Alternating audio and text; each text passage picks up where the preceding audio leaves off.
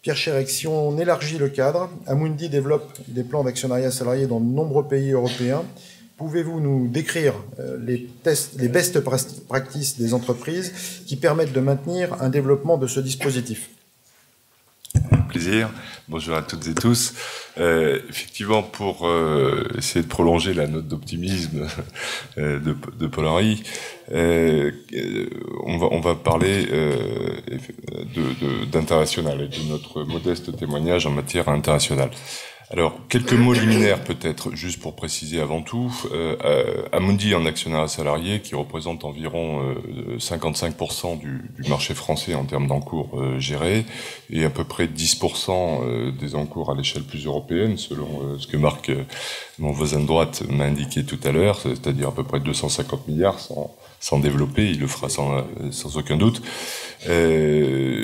Nous avons aujourd'hui d'ores et déjà passé donc les frontières depuis très longtemps, avec la mise en place notamment d'un grand plan à effet de levier dès 1999, puisque nos clients, nos grands clients, qu'elles soient grands groupes ou grandes ETI, comme on dit aujourd'hui, sont évidemment mondiaux.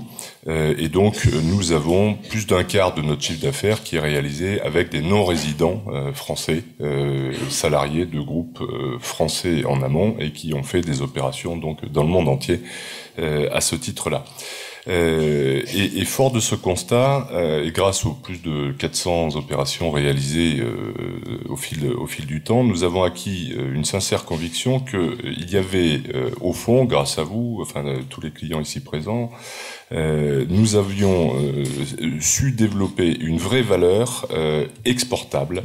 Et la France, étant le pays qui a le mieux traité l'actionnariat salarié dans le monde, et Xavier Fontanet l'a parfaitement rappelé en préambule, fait que aujourd'hui on est capable d'aller voir des émetteurs non français qui ont exactement les mêmes problématiques, je dirais, d'association au capital, et nous venons d'ailleurs de concrétiser notre toute première opération sur un émetteur belge qu'on ne peut pas citer encore, mais et nous avons beaucoup de contacts qui déboucheront sans aucun doute en 2014 sur des émetteurs italiens, allemands ou espagnols.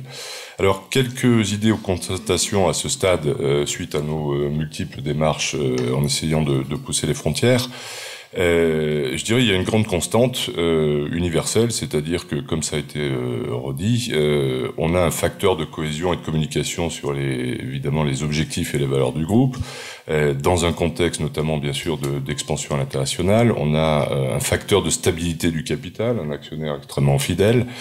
Le fonds commun de placement d'entreprise, je tiens à le souligner, est un véhicule qui séduit beaucoup pour sa gouvernance, sa gestion extrêmement souple des dividendes et des rompus, sa faculté justement de déployer des montages innovants pour des émetteurs justement non français, à savoir des produits garantis ou à effet de levier, qui est un vrai savoir-faire, je dirais franco-français, à nouveau extrêmement exportable. Et aujourd'hui, dans cette grande cour internationale, nos grands compétiteurs sont des étrangers. Hein. On a les plus grandes banques d'investissement en face de nous, avec leurs grands global custodiers. On change de dimension en termes de compétition. Et ce qui est intéressant, c'est que justement la France a su développer à travers ce véhicule quelque chose d'assez unique, qui est malheureusement trop méconnu et qui mériterait sans doute d'être fortement encouragé à l'heure des directives AIFM. Alors le sujet, en revanche, s'il y a un consensus assez unanime sur les vertus justement de l'actionnariat, évidemment le sujet, la grande problématique, c'est la problématique de la fiscalité. Bon, sans aucune astuce, il y a évidemment pas, si on parle que de l'Europe, d'homogénéité fiscale, donc nous ne réclamons pas évidemment une identité, enfin quelque chose d'identique pour chacun des pays, mais au moins que les grands principes puissent être un petit peu harmonisés. On l'a dit, l'actionnariat salarié c'est une prise de risque, c'est un blocage.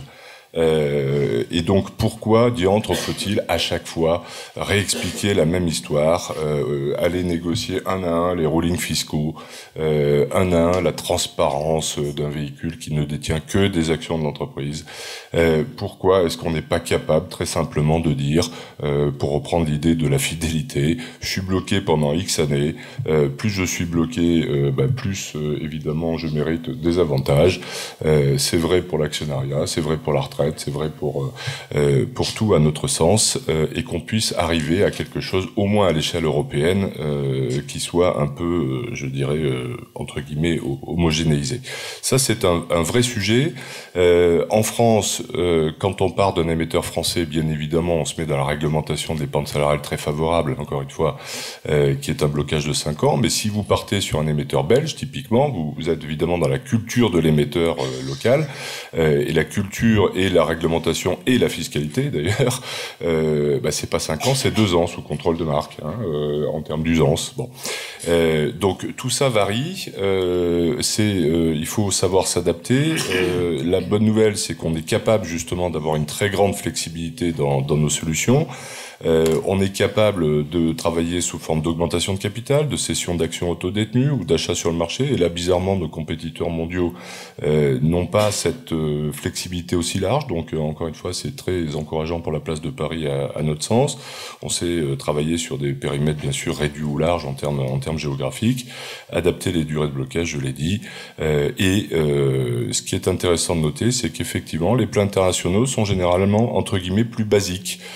Et donc, là encore, vous avez une vraie valeur exportable du savoir-faire, y compris d'ailleurs, et ça c'est pas beaucoup, en matière de tenue de compte administrative. Ce sont des sujets qui parfois sont pas critiqués, mais je dirais mis en avant. Mais il suffit finalement de se comparer à l'international pour se rassurer quelque part. Et de voir que on a là encore une vraie plateforme administrative avec une vraie valeur exportable que beaucoup de pays européens nous envient. Voilà. Pour terminer, pour appuyer nos démarches locales aujourd'hui en termes de dynamique, nous n'hésitons pas évidemment à nous appuyer ou à solliciter des parties prenantes locales. Toute l'aventure se joue bien sûr localement.